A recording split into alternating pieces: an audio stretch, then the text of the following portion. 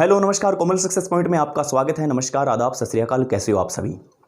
आए दिन टीवी पर डिबेट बहुत होती है, टीवी पर चिल्लम चिल्लाती बहुत होती है, टीवी पर आरोप प्रत्यारोप बहुत लगाया जाता है, तर्क और वितर्क की कोई कमी नहीं रहती। लेकिन टीवी पर किसानों के मुद्दे गायब हैं। टीवी पर किसानों की कोई आय की बात नहीं करना चाहता, किसानों के हित की कोई बात नहीं करना चाहता।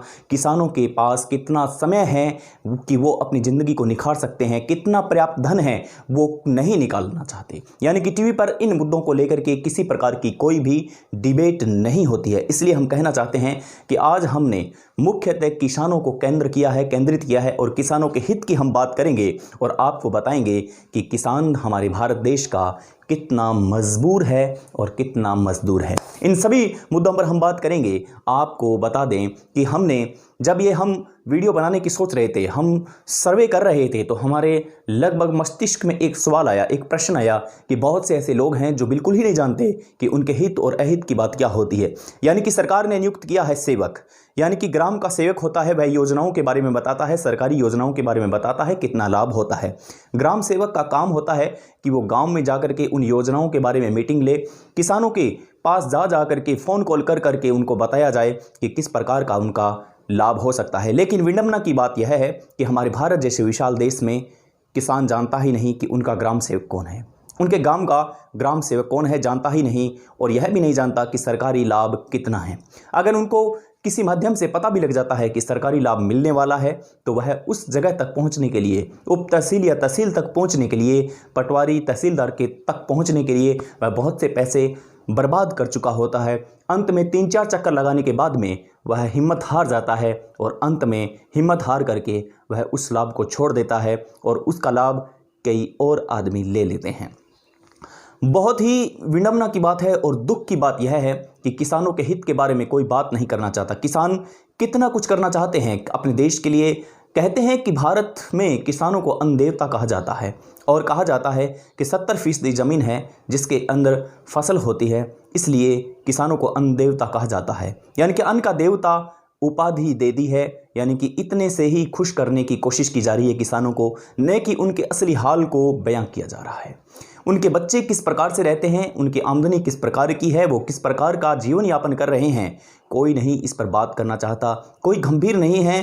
किसी भी सरकार और सिस्टम के पास बात करने के लिए शब्दों की या तो कमी है या फिर वो बात ही नहीं करना चाहते, या फिर पल्ला झाड़ लेते हैं और 5 साल बाद में अपनी जब बात आती है वोटों की, तब वह किसानों की सर्वोपरि बात करते हैं। और किसान भी बेचारा उनकी बात में आकर के मान लेता है और कहता है कि इस बार कुछ अच्छा होगा, इस बार करते हुए इलेक्शन आते जाते रहते हैं, लेकिन उनका कुछ भी अच्छा नहीं होता।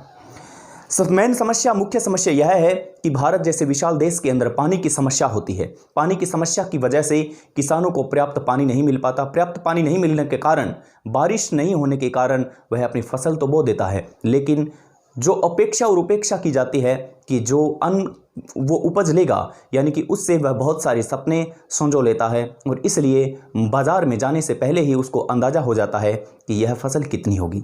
यानी कि कुल मिलाकर के हम कह सकते हैं कि लगभग जितनी वो फसल बोता है उससे भी कहीं कम, यानी कि जितनी वो बोता है उससे भी कहीं कम उसकी आमदनी नहीं होती है जितने वो पैसे ज़मीन में लगा चुका है। यानी कि ट्रैक्टर, हल, बुआई, बहुत से ऐसे काम होते हैं जिनको किसान को लगाना पड़ता है। ऑर्गेनिक खेती भी की जाती है और इसलिए खाद बीज का भी भंडार होता है। लेकिन कई बार तो ऐसा होता है कि सरकार के सिस्टम में खाद बीज देने का प्रावधान होता है, लेकिन कई महीनों तक उनके पास खाद बीज नहीं पहुंचती है। इसका अंदाज़ा हम क्या लगा सकते हैं? इसका अंदाज़ा हम यही लगा सकते हैं कि सिस्टम कितना लापरवाह है और इस लापरवाही के चलते हुए किसान ने आत्महत्या के रास्ते को अपनाना शुरू कर दिया है। आप देखेंगे हर राज्य में आए दिन आपको न्यूज़पेपर में पढ़ने को मिल जाएगा कि आज उस किसान ने कर्ज के बोझ से आत्महत्या जैसा कदम उठा लिया। लेकिन बड़े बड़े टीवी चैनलों के पास वक्त ही नहीं है कि उन आत्महत्या का विश्लेषण कर सके, उनका डीएनए कर सके। उनके पास ऐसा वक्त ही नहीं है। वो अपने शो में प्राइवेटी नहीं देना चाहते किसानों को और न बताना चाहते हैं किसानों को कि किसान की दुर्दशा और दशा और दिशा दोनों बदल रही है। सरकार और सिस्टम के खिलाफ उनको आवाज़ उठानी चाहिए। दुर्भाग्य की बात है कि ऐसा कोई टीवी में सिस्टम ही नहीं बना। यूँ कह सकते हैं कि भारत के टीवी चैनलों का सिस्टम हैक हो चुका है। अब आपको बता दें कि जब आप मानिए कि जब टमाटर की जैसे खेती है, 2 रुपये किलो 3 रुपये किलो टमाटर किसान से लिया जाता है और जब वही मार्केट में जाता है तो उसको 50 से लेकर के 60 रुपये के बीच में और इससे भी कहीं अत्यधिक रेट पर दामों पर बेचा जाता है, तो यह शोषण नहीं तो और क्या है। लेकिन इस पर सरकार कोई भी कदम उठाने से कभी भी कोई विचार नहीं करती और उठाने से इस किसानों की दुर्दशा के ऊपर बात नहीं करना चाहती है और ना ही किसान की दुर्दशा को उठाने के लिए सरकार और सिस्टम के पास कोई वक्त है। वक्त से मुझे याद आया कि जब वक्त होता है बारिश का, तब किसानों को एक टकटकी रहती है और उनकी नज़र बादलों की तरफ होती है कि कब बारिश आएगी और कब उनकी फसल होगी। प्रकृति भी साथ नहीं देती कई बार, और जब अत्यधिक बारिश हो जाती है तब किसान की फसल उस अत्यधिक पानी की वजह से बर्बाद हो जाती है। इसलिए कहीं ना कहीं हम यह कह सकते हैं कि प्रकृति अगर साथ दे तो भी किसान खुश रह सकता है, और प्रकृति साथ तभी देगी जब पेड़ पौधे होंगे। लेकिन इस मुद्दे पर कोई बात नहीं करना चाहता है।